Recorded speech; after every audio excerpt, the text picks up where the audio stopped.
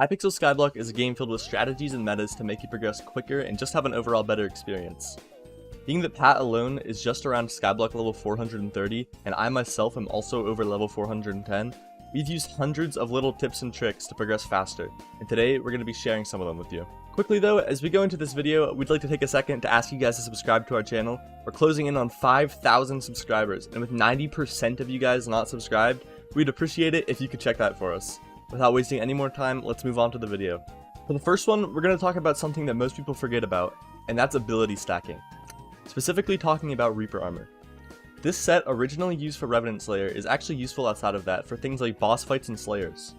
The general idea for this armor set is that it's not actually meant to be your main armor set, but the set you use as a passive. For example, we'll use Blaze Slayer. 2 times during the boss, you are completely AFK whenever the Blaze is stunned and it's summoning its 2 demon minions. Using the /equipment command or /EQ, which should be binded to a keyboard shortcut, can be used to easily swap to your Reaper armor.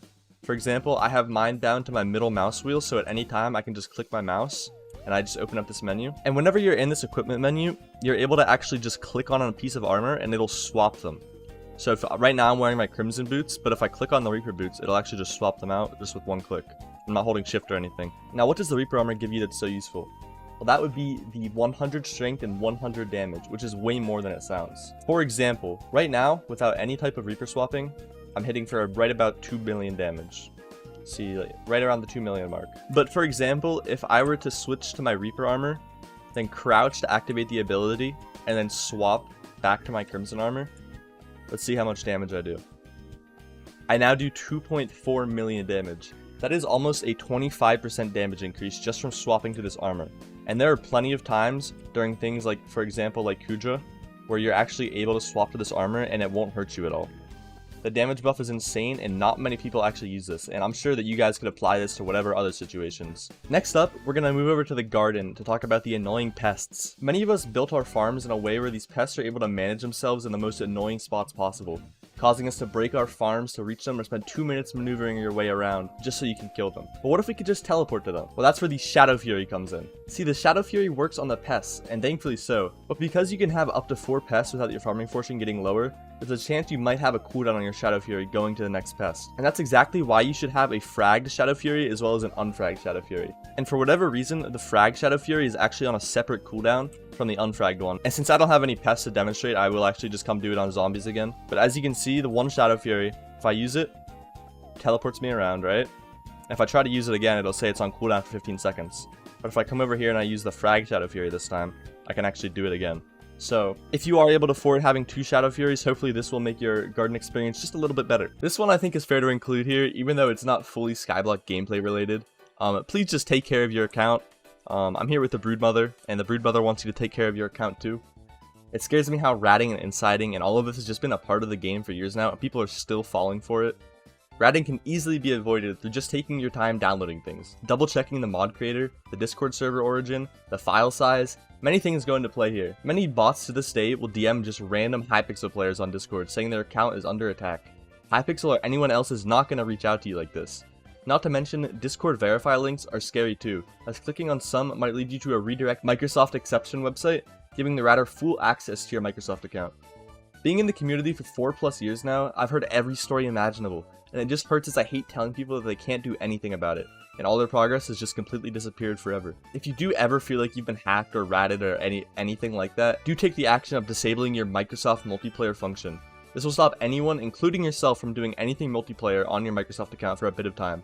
But in the time it gives you, it's enough to save your account and log the hacker out of it. Anyway, enough account safety PSA, let's move back to Skyblock. The idea for this tip is to simply optimize and multitask while playing Skyblock. We made a full dedicated video on this called You're Playing Skyblock Wrong, but in this video we'll quickly give you the rundown if you don't have time to watch that entire thing. Many people tend to focus on one thing at a time, thinking they're doing good progression, but when we're forced to look at these players, we see that they missed out on so much progression that should have been done much earlier. An example I like to bring up is collections. The amount of people I'll see having a high foraging level in the 30s and 40s, but not having something like the Birchwood max is ridiculous. Having to go back to do something you should have done during a grind is wasting time, and for the people that might only play this game for a few hours a week, this is valuable time for you. This is also seen with people who like to do something without fully maxing their setup for that task. An example would be mining. People are desperate to get into mining, but will end up sticking to their Sorrow and Gemstone Gauntlet when something like the Vaughn's Armor isn't too far away, and getting that before mining will just save them so much time. Or people who like to stick to mining for money, when there's other options for good money and progression, like the Garden, available to them. Floor comps are an extremely tedious thing, requiring at least 500 Master Mode completions on each floor. Floors like 1 and 2 are extremely boring and just suck to run solo. That's why this tip is to optimize that time and get in a party with people. But let's expand on that. With Hypixel adding an automatic ready up feature, assuming you have people from multiple time zones, you can actually set up a schedule to have you guys doing floor comps 24/7, even when most of the party is sleeping. This can also apply to dungeon bestiary for mobs like mini bosses or terracottas that count for party loot share. This is a tip that Pat used on his way to max bestiary, and it probably saved him 50+ hours of playing the game. Frozen blaze fishing is a meta discovered not too long ago in around October of last year. Since the bestiary update, people have been looking for ways to make fishing bestiary as painless as possible. And the best way of doing that is doing damage in a way they are able to hit for bestiary share, but also not fully kill the mobs, especially ones with a few hundred HP. This is where Frozen Blaze comes in. The radius of the passive damage reaches just far enough to where if everyone is grouped up, you'll get the credit. The damage is extremely low, being perfect for pretty much any fishing. And finally, it's pretty affordable, and Mythic Rarity makes you not lose that much sea creature chance of fishing speed from the normal Magma Lord set. If you plan on doing this, it's recommended you stay very grouped together as the radius isn't very large.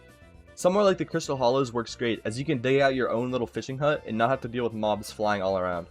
And the Crystal Hollows too, there's specific spots on the map that water is guaranteed to spawn in, making setup for events like Spooky or Fishing Festival easy. Mares like Paul, Marina, Diana, and Aatrox are really important for progression. They help unlock new items that we wouldn't have otherwise, cheapen costs of skills, or even give us more experience. We want to focus on the cheapened costs and limited items though. After mares like Diana and Marina come by, people will still have demand for these items, but since there's no production, the price will be forced to go up since no new versions of these items can be made. Keeping items like Griffin Feathers or Shark Teeth is really smart, as you can end up selling these for a crazy inflated price a few days or weeks after the event. This also has a similar impact like Paul and Aatrox. They lower either the price of Slayer quests or dungeon chests, meaning that anything coming out of these two will be cheaper on the auction house and bazaar for the durations of these mares. It's always a trend that once, let's say Paul goes away, recombobulators will go from their Paul deflated prices on bazaar back up to the original price right after. Meaning if you're doing dungeons during this time, it's pretty useless selling your items right then, as if you were just able to wait a week or two, you would get away with selling things for their original price before Paul, but at the 20% chest price reduction. Throughout Skyblock's history, admins always try to introduce new perks and items a few months after an update to make it easier. This can be seen with many things, like perk shops for class XP or equipment with wisdom and fortune stats. The issue is that they come out very randomly, and if you haven't been fully paying attention to when they've been added, over time, these lost stats add up, and once you realize you haven't had it for however long, it's a pretty bad realization. We recommend whenever there's some update or whatever patch, to always first check the patch notes for everything added. Along with that, to check your Skyblock XP. In the situation of the Gold and Diamonds Essence shops, this will be extremely visible through the Skyblock XP menu. Finally, I think the most important thing might have to be to stay on top of dailies. Whether this is enchanting or heavy pearls, even your cakes, these stats and items add up quickly.